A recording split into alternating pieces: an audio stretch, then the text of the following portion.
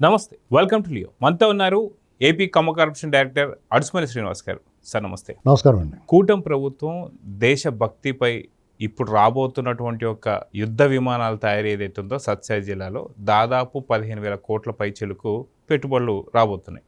అయితే దేశం పైన భక్తి కావచ్చు, మనం చూస్తూ వస్తున్నాం. అటు కూటమికి సంబంధించి చంద్రబాబు నాయుడు గారు కావచ్చు, లోకేష్ గారు కావచ్చు, పవన్ కళ్యాణ్ గారు కావచ్చు.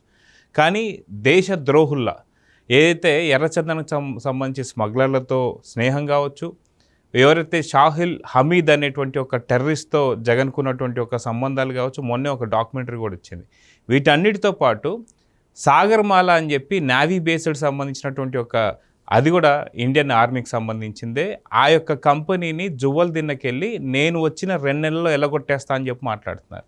సో దేశ భక్తులు వర్సెస్ దేశ ద్రోహులు ఎలా చూడాలి సార్ దీన్ని? ఇప్పుడు అది రాష్ట్రమైనా దేశమైనా, రాష్ట్రంలో అభివృద్ధి సాధించినా దేశం అభివృద్ధి సాధించినట్టండి. రాష్ట్రం అంటే అది ప్రత్యేకమైనది ఏం కాదు, దేశంలో అంతర్భాగమే. చంద్రబాబు నాయుడు గారు ఆనాడు వచ్చిన సంస్కరణలు అందిపుచ్చుకుని హైదరాబాదు ఉమ్మడి రాష్ట్రాన్ని అభివృద్ధి చేసిన, ఇవాళ విభజిత రాష్ట్రాన్ని అభివృద్ధికి పూనుకున్నా అది అల్టిమేట్గా దేశానికే గర్వకారణం, దేశానికి ఆదాయం, సంపద. ఇది జగన్మోహన్ రెడ్డి లాంటి వాళ్ళు ఏంటంటే కుత్సిత మనస్తత్వం వాళ్ళది. చిన్న ఆలోచన కోడిబుర్ర అంటారు దాన్ని. ఆలోచన స్వార్థం దగ్గర, పెత్తనం దగ్గర, అహంకారం, అసూయతోటి ఉంటారు వాళ్ళు. వాళ్ళ పరిధి ఒక గిరిగీసిన ఆ బరిలో మాత్రమే ఉంటారు వాళ్ళు. ఆ పరిధి దాటి ఆలోచన సాగదు. వాళ్ళ పెత్తనం, అహంకారం, అధికారం, డబ్బు, సంపాదన, క్యాలిక్యులేషను, ఓన్లీ క్యాష్, ఎమోషన్స్ ఉండవండి. అలాంటి వ్యక్తులు అలాగే మాట్లాడతారు. ఇది ఇవాళ మాట్లాడటమే ఉందండి. అతను 2019లో అధికారంలో రాగానే విధ్వంసం మొదలుపెట్టారు. ప్రజావేదిక కూలగొట్టడంతో. ప్రజావేదిక ఎవరిది? చంద్రబాబు నాయుడు గారిదో లేకపోతే మీదో నాదో కాదు కదా. ప్రజల సొమ్ముతో ప్రభుత్వ స్థలంలో అది అక్రమమో సక్రమమో అక్కడ నిర్మించబడింది. దాన్ని కూలగొట్టాల్సిన అవసరం అంత అర్జెంటుగా నీకు ఏమొచ్చింది? ఒకవేళ అది అందులో ఉన్న ఏసీలు కానీ, ఆ కన్స్ట్రక్షన్ మెటీరియల్ కానీ ఏదైనా సరే ఈ విప్పి ఊడదీసుకెళ్ళే అవకాశం ఉన్నది. సక్రమంగా అన్ని అనుమతులు ఇచ్చిన తర్వాత ఎక్కడో చోట నిర్మించవచ్చు ఆయన ఊడదీసి, లేదా ఉన్నదానికే నువ్వు అనుమతి ఇవ్వచ్చు. అనుమతి లేకే కదా అక్రమం అంటారు. నువ్వు అనుమతి ఇస్తే నీకు నష్టం ఏంటి? ప్రభుత్వ స్థలంలో ప్రభుత్వం నిర్మించిన దానికి నువ్వు అనుమతి ఇవ్వడానికి ఇబ్బంది ఏముంది? పోనీ అలాగని నువ్వు దానికి సంబంధించిన అన్నీ తీసేసావా? లేదు కదా. కాబట్టి ఇలాగా ఆలోచన రహితంగా అతని వ్యవహార శైలి ఉంటుంది. అమరావతి లాంటి రైతులు వితరణతో, రైతుల త్యాగమే ఒక రకంగా భూములు ఇచ్చారు.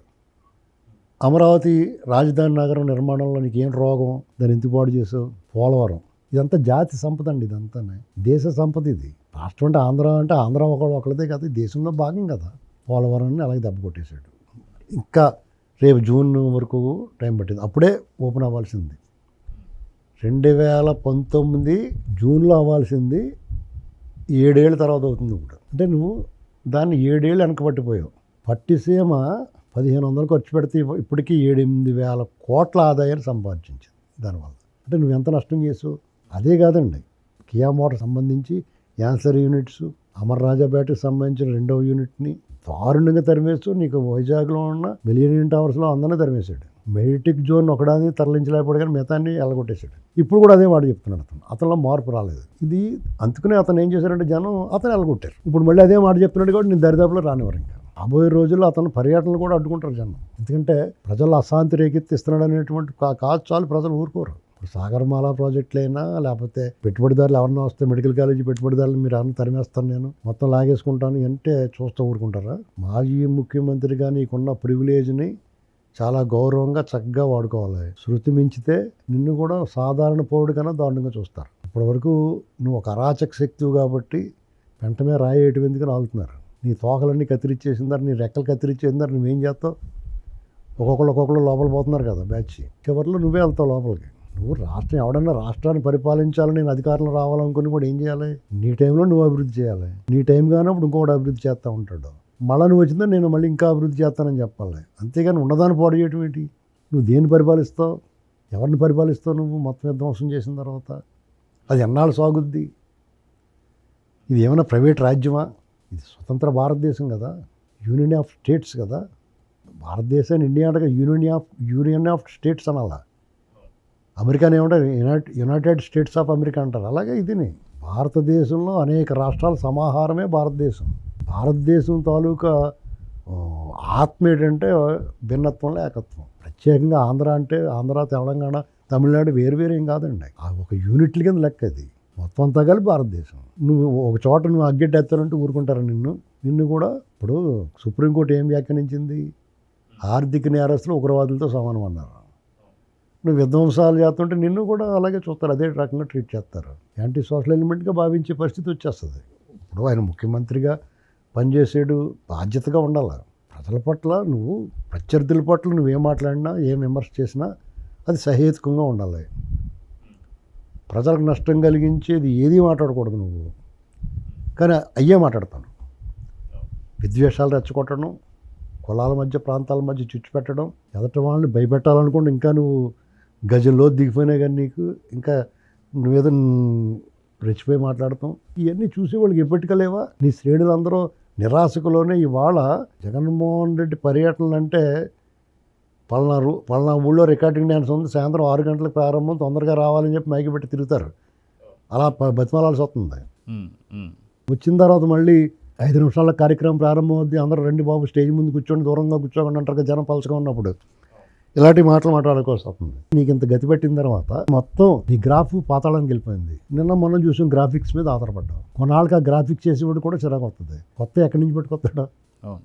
అదే మొఖాలు, అదే జనం, అదే కాదు. కాబట్టి ఆయన ఆలోచించుకోవాలి. 10 ఏళ్ల పాటు ఆయన అధికారంలో రాలేడు అనేటువంటి దానికి స్థిరంగా ఒక అభిప్రాయం రావాలి. 10 ఏళ్ల పాటు నీకు సమయం దొరికింది నిన్ను నువ్వు మార్చుకోవడానికి, తిరిగి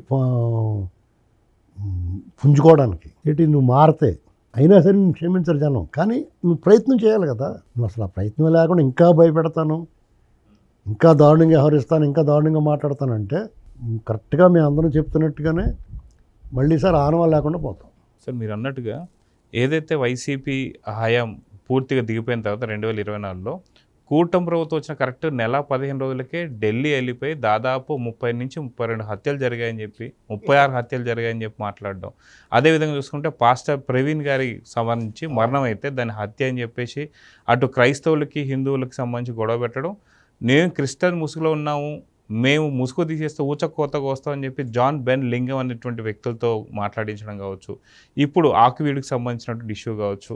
ఇవన్నీ అంటే మీరు ఇందాక అన్నట్టు యూనియన్ ఆఫ్ స్టేట్స్. ఇవంతా ఒక రాష్ట్రంలో అల్లర్లు స్టార్ట్ అయినా సరే పక్క రాష్ట్రాల్లో కూడా వ్యాపించే అవకాశం ఉంటుంది. అలాంటి పనులు చేసేది ఓన్లీ ఉగ్రవాదులు మాత్రమే.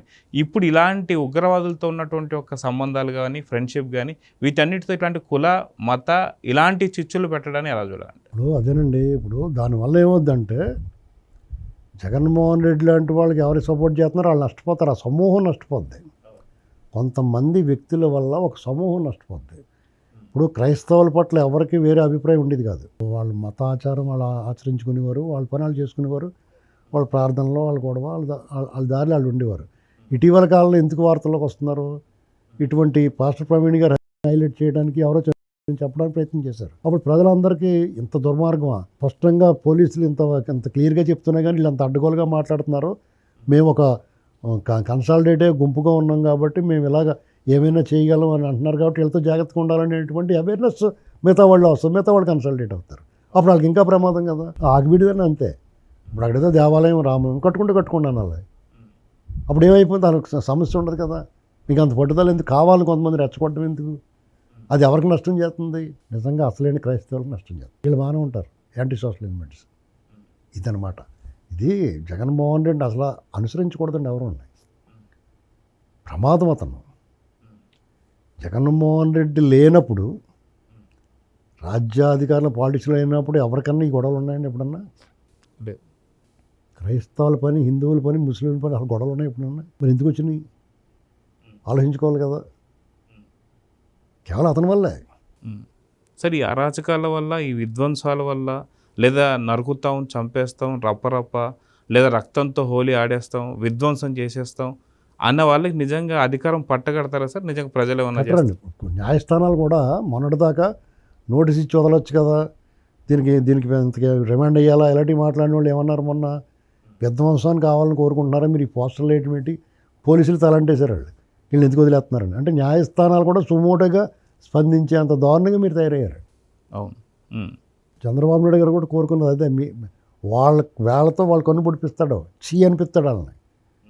ఈయన పని ఈయన చేసుకుంటా అనవసరంగా అక్రమ కేసులు పెట్టి లాండ్ ఆర్డర్ ప్రాబ్లం రావడానికి ఇష్టపడ్డా ఆయన.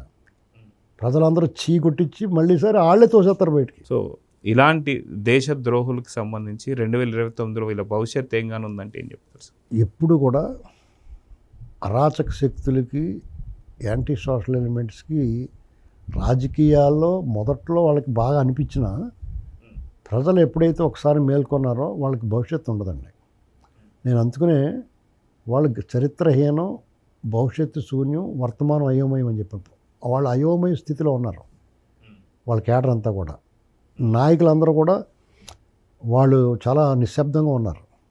ఒకళ్ళిద్దరు ముగ్గురు పేలుతున్నారు కానీ మిగతా వాళ్ళంతా నిశ్శబ్దంగా ఉన్నారు. వాళ్ళు ఎటు పోవాలో దారి కనపట్ల. జగన్మోహన్ రెడ్డితో ఉంటే మనం మునిగిపోయాం ఆల్రెడీ, ఇక మళ్ళీ లేచే పని ఉండదు, పాతాళానికి పోతున్నాం అనేటువంటిది అర్థమైంది వాళ్ళకి.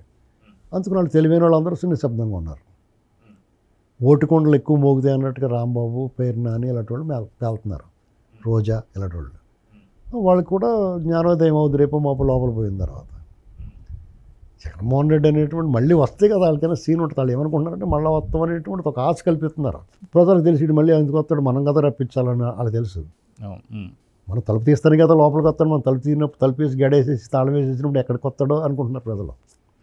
వాళ్ళు మళ్ళీ వస్తాం, మళ్ళీ కళ్ళు మూసుకుంటే కళ్ళు మూసుకుంటే బయటకు ఉన్నది కనపడడం మానేస్తుంది. కానీ 3 ఏళ్ళు గర్రమని తిరిగిపోవు, ఇంకా 3 ఏళ్ళు తిరగాలి. 2 ఏళ్ళు కూడా ఇంకా పూర్తవలేదు, ఇంకో నెల ఉంది. అర్థమైందండి? ఇప్పటికే మీరు జావగారిపోయి చేవ చచ్చిపోయి కాళ్ళు చేతులు ఆరజాపుకొని జారబడిపోయి కూర్చున్నారు. ఈ 3 ఏళ్ళు తట్టుకునే పరిస్థితి ఉంటుందో ఉండదో తెలియదు. తెలుగుదేశం పార్టీ కాబట్టి వీరోచితంగా పోరాడింది. నీ అరాచకాలు అనేటువంటిది హైట్స్ అయ్యి ఇంకా అంతకన్నా అరాచకం ఎవడో చేయలేడు. దాన్నే తట్టుకున్నారు వీళ్ళు. నువ్వు కొత్తగా వచ్చి ఇంక పీకిదే ఉంటుంది. ఆల్రెడీ మొత్తం 100% నువ్వు చేసేసిన తర్వాత ఇంక అంతకన్నా ఏం చేయగలుగుతావు? అదనమాట. సో చూద్దాం సార్, ఖచ్చితంగా మొత్తానికి దేశ ద్రోహులు ఎవరైతే ఉన్నారో వారి భవిష్యత్తు ఏం కానుందో చూద్దాం మరి. నమస్తే సార్. నమస్కారం. Please subscribe to Leo News for more videos.